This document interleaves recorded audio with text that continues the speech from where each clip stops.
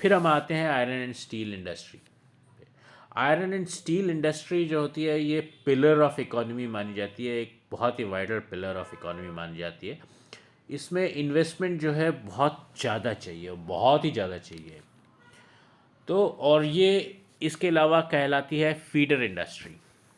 Feeder industry in the sense कि जो चीज़ें यहाँ पे बनती हैं आयरन एंड स्टील इंडस्ट्री में, वो दूसरी इंडस्ट्रीज़ का इनपुट बन जाती हैं और उससे दूसरी इकोनॉमी, मतलब पूरी इकोनॉमी का जो इंजन है वो ये बन जाती है आयरन एंड स्टील इंडस्ट्री। इसके लिए इसको फीडर इंडस्ट्री भी कहते हैं। इसमें इनपुट क्या लगता है, आयरन एंड स्टील इंडस्ट्री में इनपुट क्या लगता है? आयरन एंड स्टील इंडस्ट्री में इनपुट लगता है लेबर, कैपिटल, लोकेशन। लोकेशन बहुत इंपॉर्टेंट होती है क्योंकि यहाँ पे बहुत पानी की ज़रूरत होती है, बहुत रॉ मटेरियल्स की ज़रूरत होती है।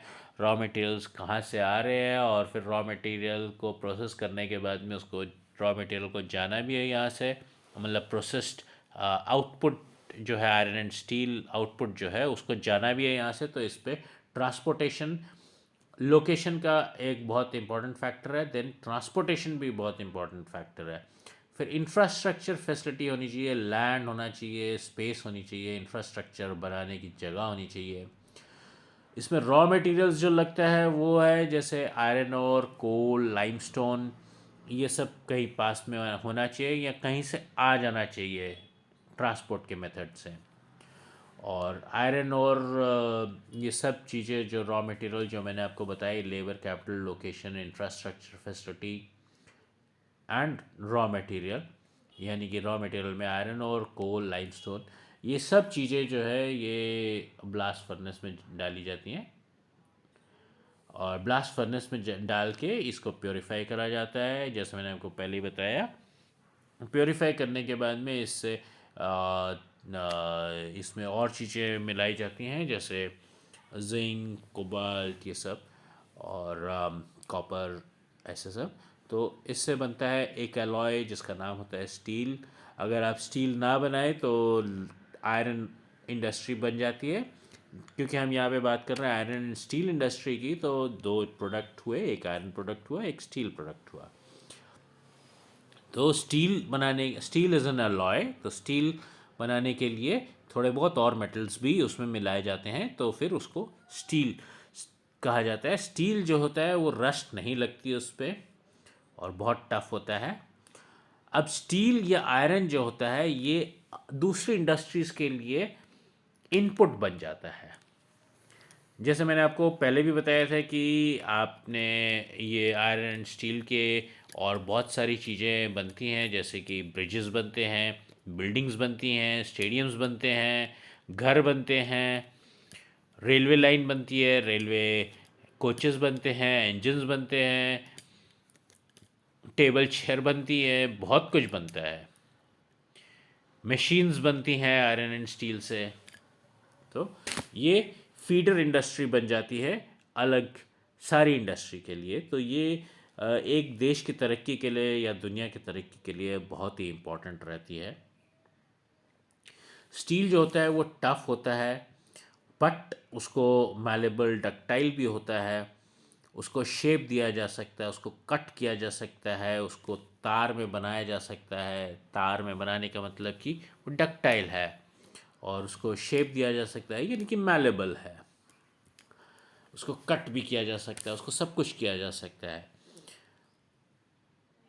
और अलॉय और स्टील बनाया जाता है बाय एडिंग वेरियस मेटल, जिस जिस तरह की आपको चाहिए है, ज़रूरत है स्टील का जो यूज़ करना है, उसके अनुसार आप डिफरेंट डिफरेंट मेटल्स उसमें डिफरेंट डिफरेंट क्वांटिटी में डालिए। जैसे एल्यूमिनियम, निकल, कॉपर अलग अलग क्वांटिटी में डालिए तो आपको डिफरेंट डिफरेंट यूज़ के लिए डिफरेंट डिफरेंट टाइप के स्टील मिल जाएंगे।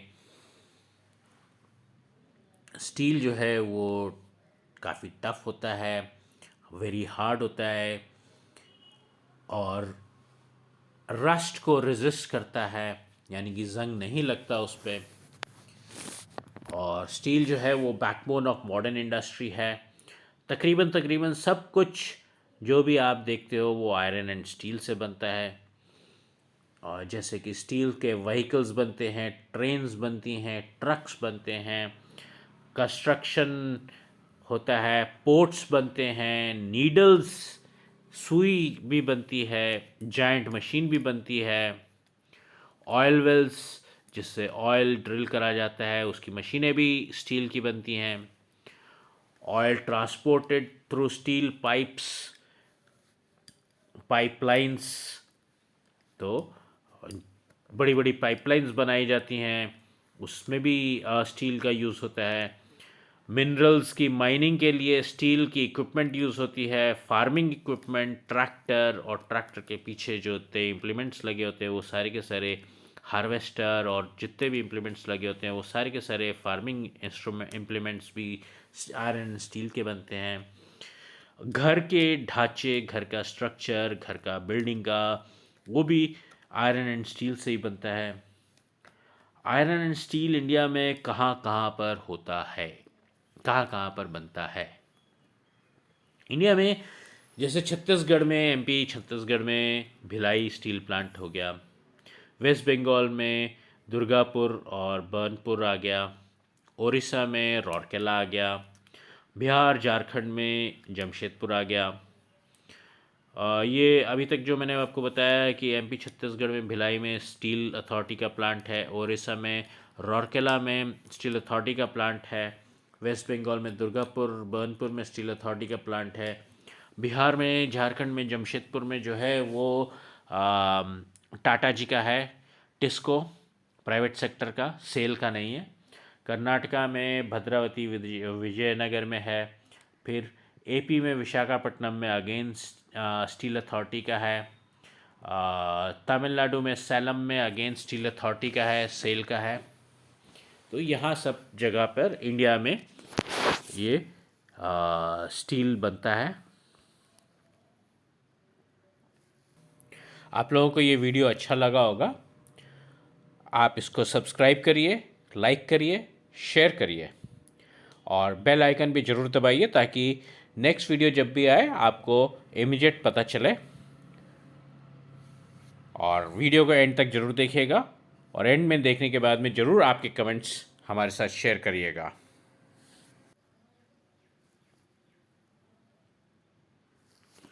अभी हम आते हैं टिस्को। टिस्को यानी कि Tata iron and steel company, Jamshedpur. Jamshedpur पहले जमशेदपुर नहीं था, जमशेदपुर का नाम पहले तो कुछ और था, साक्षी था। और ये 1907 में स्टार्ट किया गया था। और जमशेद जी टाटा ने क्योंकि ये प्लांट स्टार्ट किया था, यहाँ पे टिस्को का प्लांट बनाना चालू किया था, तो ये जमशेद जी टाटा के नाम से जमशेदपुर कहलाया बाद में। और इसको स्टील सिटी ऑफ इंडिया भी कहा जाता है। तो ये इसके बारे में है। और ये 1947 से पहले है, डेफिनेटली 1907 में स्टार्ट हुआ था, तो 1947 प्री इंडिपेंडेंस एरा का है। हमने आपको पहले भी बताया कि ये प्राइवेटली ओन्ड है, ये गवर्नमेंट ओन्ड नहीं है। साक्षी में ये स्थापित हुआ था, जो आज जमशेदपुर कहलाता है, टाटा नगर भी कहलाता है, जमशेदपुर भी कहलाता है, स्टील सिटी भी कहलाता है।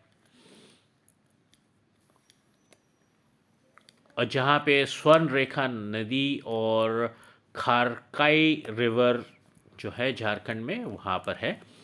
उनके दोनों के, जहाँ उन दोनों के बीच में ये है टाटा नगर, जमशेदपुर। और इन दोनों स्वर्ण रेखा नदी और खारकाई नदी से इसको वाटर रिसोर्सेज भी मिलते हैं। यहाँ पर प्लांट तो लगना स्टार्ट हुआ 1907 में, और लेकिन प्रोडक्शन स्टार्ट हुआ 1912 में, यानी कि 5 साल लगे ये यहाँ पे स्टील प्लांट लगाने में। जो साक्षी जो एरिया है वो 32 किलोमीटर्स है कालामाटी से। कालामाटी एक इम्पॉर्टेंट स्टेशन है बंगाल नागपुर रेलवे लाइन पर, और ये कोलकाता के भी काफ़ी पास पड़ता है। और साथ में आयरन और की जो फील्ड्स हैं, कोल की फील्ड्स हैं, उनसे भी काफ़ी पास पड़ता है। कोल जो है वो झरिया कोल माइंस से मिलता है। मैंगनीज, डोलोमाइट, लाइमस्टोन, आयरन और मिलता है उड़ीसा से और छत्तीसगढ़ से। यानी उड़ीसा और छत्तीसगढ़ से क्या मिला? Manganese, dolomite, limestone and iron और। झरिया कोल माइंस से मिला आयरन और and coal. Jharia coal mines से मिला कोल।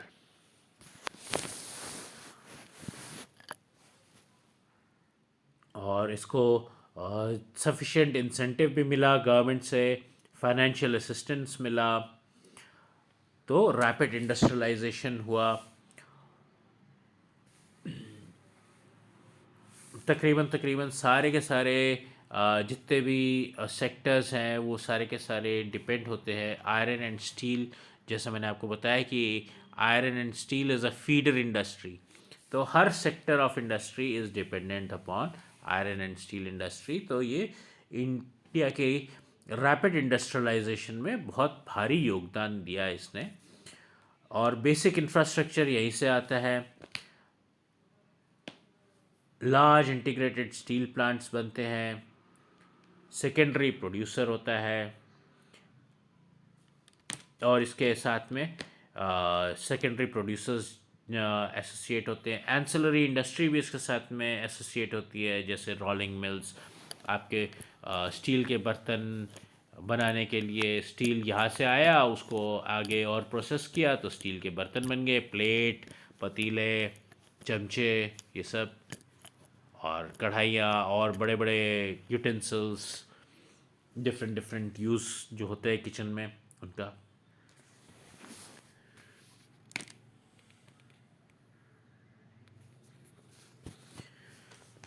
अभी हम आते हैं पिट्सबर्ग यूएसए पे। ये एक बहुत ही इम्पॉर्टेंट सिटी है, एक बहुत ही इम्पॉर्टेंट सेंटर है जहाँ पे iron and steel industry located है। यहाँ पे लोकल फैसिलिटीज़ भी बहुत अच्छे से अवेलेबल हैं for this industry. Raw material in the form of iron और आता है मिनेसोटा से, आयरन और माइंस है वहाँ पर। कोल आता है पिट्सबर्ग से ही। अब रॉ मटेरियल तो ये हो गया। फिर आता है ग्रेट लेक्स वाटरवे, यहाँ पर है between the mines and Pittsburgh. फिर ओहायो, मिनेसोटा और एलिगारी रिवर्स यहाँ पे पानी भी प्रोवाइड कर रही हैं। Large iron and steel mills यहाँ पर हैं, एक नहीं काफ़ी सारी हैं। In between the Pittsburgh and, और पिट्सबर्ग और उसके रिवर वैलीज़ के आसपास में बहुत सारी आयरन एंड स्टील मिल्स हैं। और फिनिश स्टील जो है वो ट्रांसपोर्ट किया जाता है टू द मार्केट्स, दोनों लैंड एंड वाटर रूट से।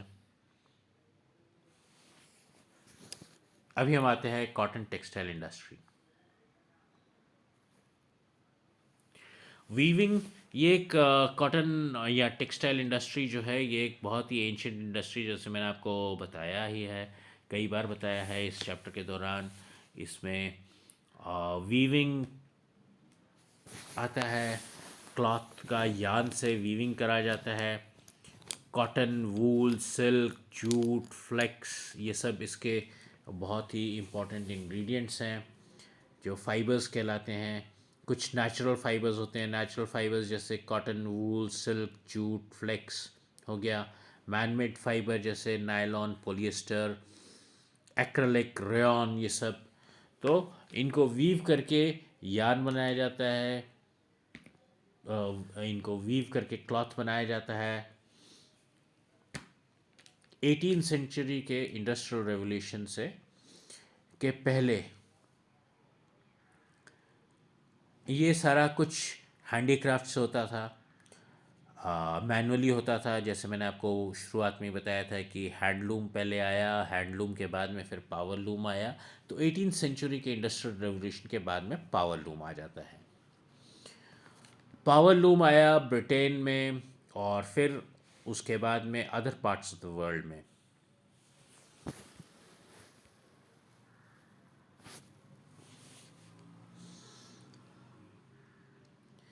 इंडिया, चाइना, जापान, यूएसए इसके मेजर प्रोड्यूसर्स हैं कॉटन टेक्सटाइल्स के। इंडिया का ग्लोरियस ट्रेडिशन था producing high quality cotton fabrics. India बनाता था। ब्रिटिशर्स के आने से पहले Indian handicraft, hand woven cloth की बहुत बड़ी मार्केट थी।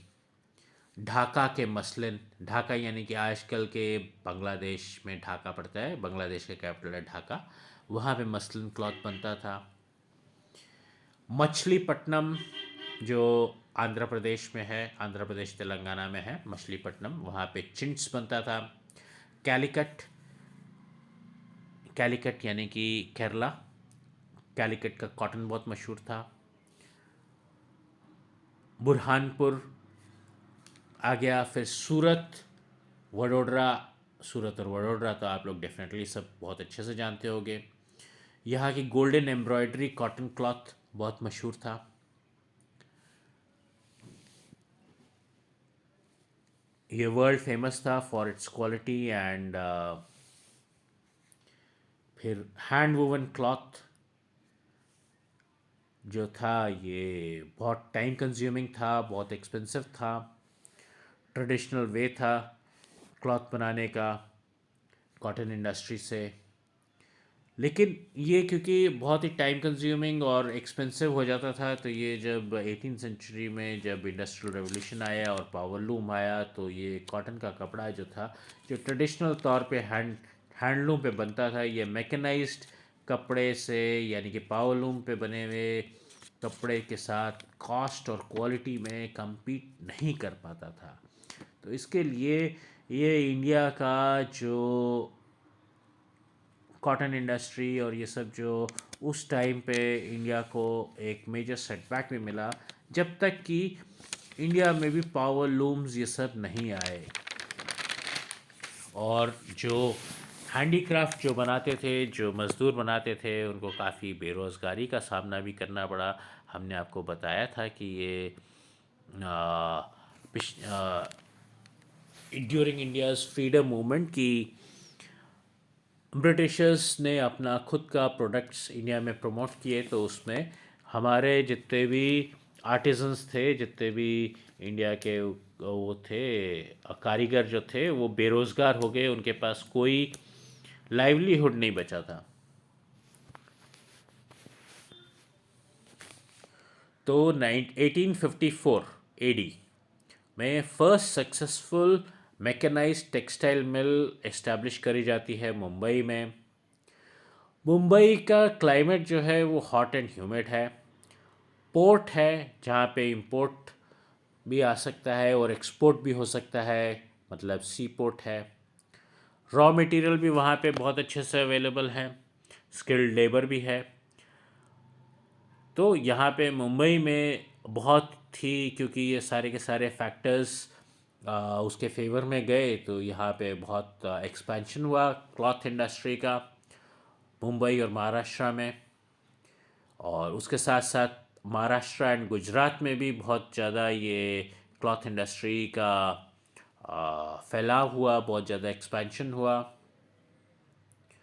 और यहाँ से ये डिफरेंट पार्ट्स ऑफ इंडिया में भी फैली, जैसे कोयम्बतूर, कानपुर। कोयम्बतूर हो गया तमिलनाडु, कानपुर हो गया यूपी, चेन्नई हो गया तमिलनाडु, अहमदाबाद गुजरात में ही है, आप जानते हो। मुंबई महाराष्ट्र में है, कोलकाता वेस्ट बंगाल में है, लुधियाना पंजाब में है, पौंडीचेरी या पुडुचेरी जो है ये एक सेपरेट यूटी है, फिर पानीपत यानी हरियाणा।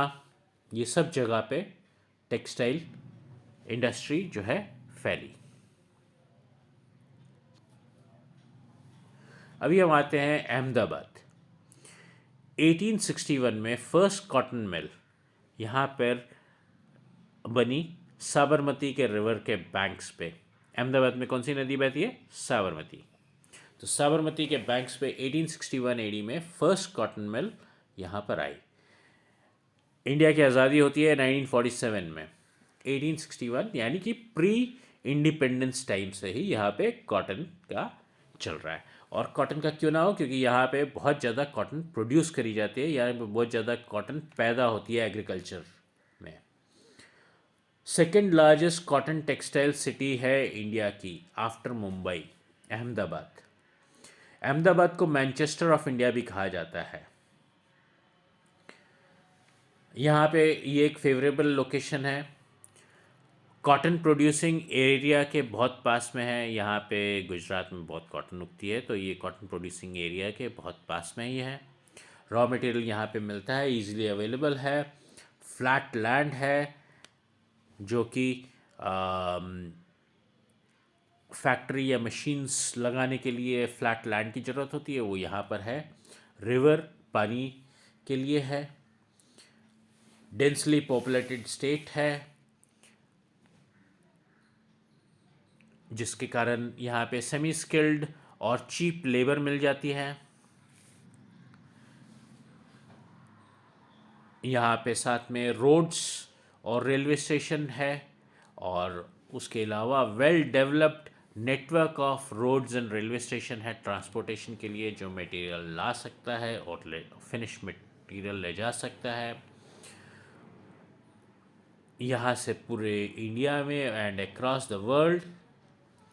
मुंबई पोर्ट पास में है। वैसे तो गुजरात में भी अपने पोर्ट्स हैं, लेकिन मुंबई पोर्ट भी यहाँ से पास में है।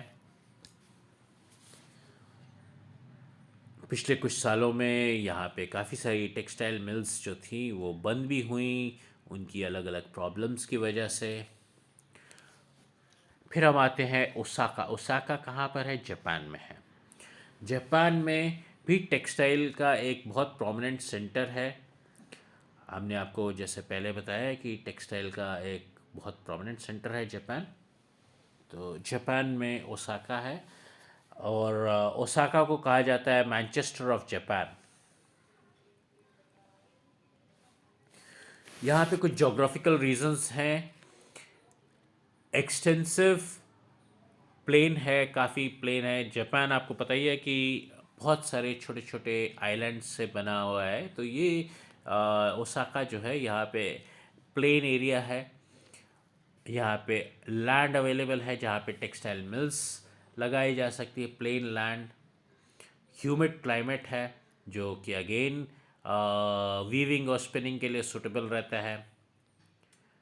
योडो रिवर है, जिससे सफिशेंट पानी मिल जाता है मिल्स को। लेबर यहाँ पे अच्छे से अवेलेबल है, इजीली अवेलेबल है लेबर। पोर्ट्स है यहाँ पर, जिससे इंपोर्ट करा जा सकता है रॉ मटेरियल, और फिनिश्ड गुड्स एक्सपोर्ट करे जा सकते हैं। जापान में एक मेजर ड्रॉबैक ये है कि जापान में कॉटन इतना ज़्यादा नहीं उगता है, कम ही उगता है, तो कॉटन का रॉ मटेरियल जो है वो इंपोर्ट किया जाता है यहाँ पर, और पोर्ट की यहाँ पे बहुत ज़्यादा ज़रूरत है। अगर पोर्ट नहीं तो यहाँ पे इंपोर्ट नहीं करा जा सकता, और बना के एक्सपोर्ट नहीं करा जा सकता। एक तरीके से आप ऐसा कह लीजिए कि यहाँ पे कॉटन आता है बाहर से, वहाँ पे फैक्ट्री में, मिल में कॉटन से क्लॉथ बनेगा और फिर एक्सपोर्ट हो जाएगा। क्यों? क्योंकि यहाँ पे ये लोग हाई क्वालिटी दे सकते हैं क्लॉथ की, और at a very low cost, very cheap cost, cheap rate पे। तो इसके लिए जापान का ओसाका एक बहुत ही इम्पोर्टेंट सेंटर है कॉटन के लिए। लेकिन रिसेंट टाइम में ओसाका में कॉटन टेक्सटाइल इंडस्ट्री को रिप्लेस करा जा रहा है आयरन एंड स्टील इंडस्ट्री से। Machine, iron and steel industry की मशीन्स बनाने के लिए, शिप बिल्डिंग करने के लिए, ऑटोमोबाइल इंडस्ट्री डालने के लिए, इलेक्ट्रिकल अप्लायंसेस इंडस्ट्री डालने के लिए, सीमेंट इंडस्ट्री डालने के लिए, ये सब टाइप की इंडस्ट्री से इसको रिप्लेस करा जा रहा है। तो वंस अगेन मैं आपसे बोलूँगा कि आप लोगों को हमारे वीडियोस ज़रूर अच्छे लगे होंगे, और आप लोगों ने इसको सब्सक्राइब किया होगा, शेयर भी किया होगा, और लाइक भी किया होगा, और वीडियो को पूरा देखिएगा। आप लोगों का जो सब्सक्राइब होता है उससे हमारे को बहुत इनकरेजमेंट मिलता है। तो आप सब्सक्राइब ज़रूर करिए, शेयर भी करिए, ताकि डिफरेंट आपके और स्टूडेंट्स, आपके और सहपाठी, आपके और दोस्त लोग इसका फ़ायदा उठा सकें। और वीडियो को पूरा देखिए, वीडियो को देखने के बाद में कमेंट्स ज़रूर दीजिएगा। अभी हम आते हैं एक और industry, that is information technology industry. ये आजकल की नई इंडस्ट्रीज़ में है। कुछ टाइम पहले तक ये इंडस्ट्री का नामो निशान नहीं था, और ये इंडस्ट्री जो है ये सर्विस ओरिएंटेड इंडस्ट्री है। एक बहुत ही डिफरेंट टाइप की इंडस्ट्री है। इसमें गुड्स एंड सर्विस, गुड्स नहीं प्रोड्यूस होते हैं, मतलब इनपुट में आपको रॉ मटेरियल नहीं मिलता है, और इनपुट में ये समझ लीजिए कि डाटा होता है, और डाटा और आउटपुट में भी डाटा ही होता है। तो यहाँ पे आपको जैसे आयरन ओर डाला, तो एक कोने से आयरन ओर और पानी और अलग अलग और मिनरल्स डाले, उसको हीट किया, उसको प्योरीफाई किया, और दूसरे एंड पे आयरन की रॉड निकल आई, या आयरन की रेलवे लाइन निकल आई, या आयरन के इनगॉट्स निकल आए, या स्टील के इनगॉट्स निकल आए। उस तरह का प्रोड्यूस नहीं मिलता है। इसमें सिर्फ कंप्यूटर में डाटा डाला जाता है, और डाटा के दूसरे एंड पे प्रोग्राम बना के या और कुछ बना के उस प्रोग्राम को रन करके कुछ आउटपुट निकलता है। तो ये है सर्विस इंडस्ट्री। यहाँ पे फिज़िकल टैंजिबल गुड्स नहीं होते, यहाँ पे ये टर्शरी इंडस्ट्री आ गया। तो टर्शरी इंडस्ट्री जो मैंने आपको बताया था कि बहुत ही महत्वपूर्ण है इकोनॉमी के लिए आजकल। First is the primary sector, that is agriculture. Second is manufacturing sector, यानी कि secondary industry, and then comes the tertiary, जहाँ पे services आता है। तो सर्विसेज में आता है ये information and technology. This is an upcoming industry. ये इंडस्ट्री ऑफ द फ्यूचर आप कह सकते हो। एंड और भी एक चीज़ मैंने कहा था कि मैनकाइंड की ज़रूरतें जैसे जैसे बढ़ती जाती हैं, जैसे जैसे इंसान की ज़रूरतें बढ़ती जाती है, वैसे वैसे उसकी नीड्स चेंज हो जाती हैं। और आज के दिन अगर इंफॉर्मेशन टेक्नोलॉजी इंडस्ट्री है, तो कल के दिन, आज से और 5 साल 10 साल बाद में, may be this will not be the upcoming industry, इसके और ऊपर बहुत सारी इंडस्ट्रीज आ जाएंगी।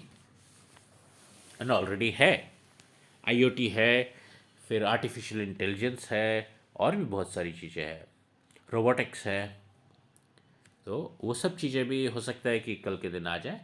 खैर, let us stick to our text जो आपकी बुक में है। तो इंफॉर्मेशन टेक्नोलॉजी के बारे में अगर हम बात करें, तो जनरली क्या होता है कि 8 घंटे की शिफ्ट होती है एक फैक्ट्री में। एक कहीं पे भी आप देख लीजिए, काम करने के लिए कोई जाता है, आपके बहुत घर में बहुत लोग जाते होंगे, आपके घर पे और आसपास में बहुत लोग जाते होंगे काम पे। वो लोग बताते होंगे कि उनकी 8 घंटे की ड्यूटी होती है, चाहे वो ऑफिस में काम करते हैं, चाहे फैक्ट्री में काम करते हैं, चाहे वो खेत में काम करते हैं, चाहे दुकान पे काम करते हैं। जनरली 8 घंटे की ड्यूटी होती है। कई लोगों की 12 घंटे की ड्यूटी होती है, कई लोगों की 18 घंटे की ड्यूटी होती है, और कई लोगों की 24 घंटे की ड्यूटी होती है। अब जैसे मैंने आपको बताया था, steel industry, iron and steel industry, iron and steel industry को 24 घंटे 365 दिन और सालों साल चलना पड़ता है। अगर एक बार उसका फर्नेस को ठंडा कर दिया, तो वो फर्नेस ही चेंज करनी पड़ जाएगी, क्योंकि वो उसमें जो स्टील पिघला हुआ है, जो आयरन पिघला हुआ है, जो मेटल्स पिघले हुए हैं, वो जम जाएंगे। और जम जाएंगे तो वो ख़त्म हो जाएगा। उसके बाद में अगर उसको दोबारा स्टार्ट करना है, तो आपको वो फर्नेस ही चेंज करनी पड़ेगी, नई फर्नेस वहाँ पे लगानी पड़ेगी। तो कई इंडस्ट्रीज़ होती हैं जो 24 घंटे 365 दिन भी चलती हैं। तो अब यही चीज़ हम डिस्कस कर रहे हैं कि ज़्यादातर आदमी की ड्यूटी जो होती है वो 8 घंटे, 12 घंटे, 18 घंटे, 24 घंटे इस तरह की होती है। लेकिन उसमें सबसे पॉपुलर जो है वो 8 घंटे की शिफ्ट ही होती है। एक आदमी कितना काम कर सकता है लॉ के अनुसार, या डिफरेंट जो भी एडमिनिस्ट्रेटिव वर्क के लिए जो भी चीज़ है, उसमें 8 घंटे की ड्यूटी ही ज़्यादातर बोला गया है कि 8 घंटे की ड्यूटी होनी चाहिए। तो काम अगर बढ़ेगा, तो आप शिफ्ट बढ़ा दोगे, 3 शिफ्ट में काम कर लोगे, 8 8x3, 24 आवर्स नॉन स्टॉप काम कर लोगे। तो वही चीज़ यहाँ पर आती है कि कॉन्टीन्यूस काम करें तो कितना ज़्यादा प्रोड्यूस करा जा सकता है। तो सम सॉफ्टवेयर कंपनीज जो हैं वो स्टार्ट करी गई हैं इस तरीके से, और उनमें एग्रीमेंट्स ऐसे तरीके से करे गए हैं कि वहाँ पे 24 घंटे काम होता है। जिस तरह से मान लीजिए कि अमेरिका में शिफ्ट चल रही है, वो शिफ्ट इंडिया में आ जाएगी। एक शिफ्ट ख़त्म हुई अमेरिका में, वो शिफ्ट इंडिया में आ गई। अब दो कंपनियों ने आपस में एग्रीमेंट कर लिया कि हम मॉर्निंग में पहले 8 घंटे काम करूँगा, बाकी के 8 घंटे आप काम करना। तो जैसे एग्ज़ाम्पल दिया गया है इसमें कि एक mister Danny in California silicon valley में काम करते हैं यूएसए में। वो पहले स्टार्ट करते हैं काम, और वो जहाँ तक काम लेके गए वो उन्होंने एक रिपोर्ट बनाई, अप टू डेट मैसेज दिया कि यहाँ तक का मैंने काम कर दिया है, और फिर वो चले जाते हैं अपने घर आफ्टर हिज वर्क फिनिशेस। और इंडिया में बेंगलुरु में, कर्नाटका में बेंगलुरु में एक स्मिता जी आ जाती हैं, उठ के नींद से उठ के आ जाती हैं वापस काम करने के लिए। और वो पहले पढ़ती हैं उनका डैनी जी का कि उन्होंने क्या रिपोर्ट दिया। उन्होंने उनकी रिपोर्ट पढ़ती हैं कि उसने यहाँ तक का काम कर लिया है, तो इसके बाद का काम अब मेरे को करना है। तो वो वहाँ से आगे प्रोसीड करती हैं काम में, और वो आगे का काम करती रहें। और फिर जब उनका टाइम ख़त्म होता है, यानी कि उनकी ड्यूटी का टाइम ख़त्म होता है, तो वो अगेन अपनी रिपोर्ट बना देती हैं अप टू डेट। अपना जो भी रिपोर्ट है वो आगे मैसेज कर देती हैं अमेरिका में मिस्टर डैनी को, जो अब वापस आते हैं नेक्स्ट डे। वो वहाँ से काम को रिज्यूम करते हैं स्मिता जी का मैसेज पढ़ने के बाद में, उनकी रिपोर्ट पढ़ने के बाद में। तो इस तरीके से एक डायलॉग और वर्क हाथ के हाथ एक्रॉस कॉन्टिनेंट्स, एक्रॉस कंट्रीज़, क्या एक्रॉस कॉन्टिनेंट्स हो जाता है यहाँ पे, बहुत सारे किलोमीटर्स दूर बैठ के। ये ऐसा एक इंडस्ट्री है जहाँ पर कि ऐसा लगता है जैसे कि ये दोनों के दोनों साथ में बैठ के एक ही ऑफिस में काम कर रहे हैं। इस तरह से इसमें काम हो जाता है, आपको पता भी नहीं चलेगा कि ये कैसे हो रहा है काम। ये काम पहले डैनी जी कर रहे थे यूएसए से, फिर स्मिता जी कर रही थी बेंगलुरु से, आपको पता भी नहीं चलेगा, काम कॉन्टीन्यूस चल रहा है। तो बहुत बढ़िया इंटीग्रेशन होता है इसमें। आईटी इंडस्ट्री में collection, processing, distribution of information होता है, और इससे ये अब एक ग्लोबल फिनोमिनन बन चुका हुआ है। इसमें technology, politics, socio economic changes सब पॉसिबल है। ये सब ने इसको पॉसिबल किया है, मतलब technology, politics, socio economic changes ने इसको पॉसिबल बनाया है आईटी को। फैसिलिटी फॉर रिसर्च जहाँ पर होती है, अवेलेबिलिटी ऑफ मनी जहाँ पर होती है, availability of structure of research जहाँ पे अवेलेबल होता है, वहाँ पर ये इंडस्ट्री बनाई जाती है। यानी कि वहाँ पर आईटी इंडस्ट्री सेटअप करी जाती है। तो इसके फेवरेबल फैक्टर्स क्या है? Facility for research, availability of money, availability of structure of research. ये जिस जोग्राफिकल लोकेशन पे होती है वहाँ पर ये आईटी इंडस्ट्री सेटअप करी जाती है। तो यूएसए के कैलिफोर्निया में सिलिकॉन वैली है, और इंडिया के कर्नाटका में बेंगलुरु है। ये दो सेंटर्स हैं, मेन प्रोमिनेंट सेक्टर्स दुनिया के आईटी इंडस्ट्री के।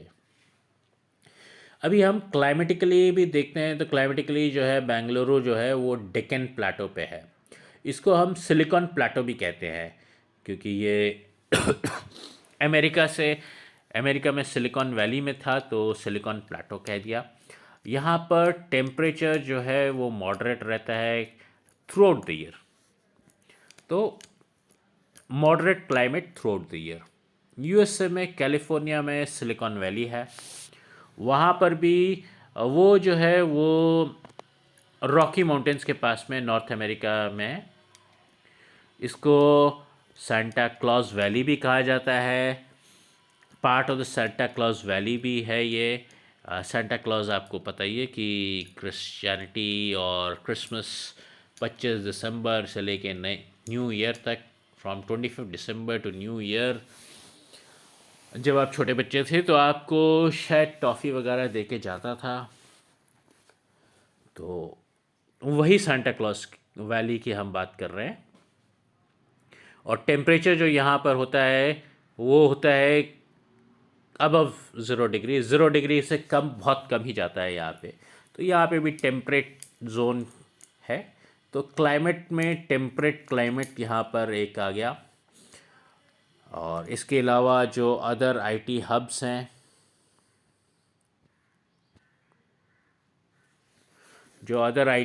हैं, वो हैं इंडिया में मुंबई में, न्यू दिल्ली में, हैदराबाद में, चेन्नई में, गुरुग्राम यानी कि गुड़गांव में, पुणे में, त्रिवेंद्रपुरम में, कोचिन, चंडीगढ़ में, गुजरात में गांधीनगर में भी है, लेकिन अभी उसको ऊपर आने में काफ़ी टाइम लगेगा। वर्ल्ड प्रोमिनेंस या इंडियन प्रोमिनेंस में भी आने में उसको थोड़ा टाइम लगेगा अभी, लेकिन गांधीनगर में भी स्टार्ट हो चुका हुआ है। तो here we come to the end of the chapter.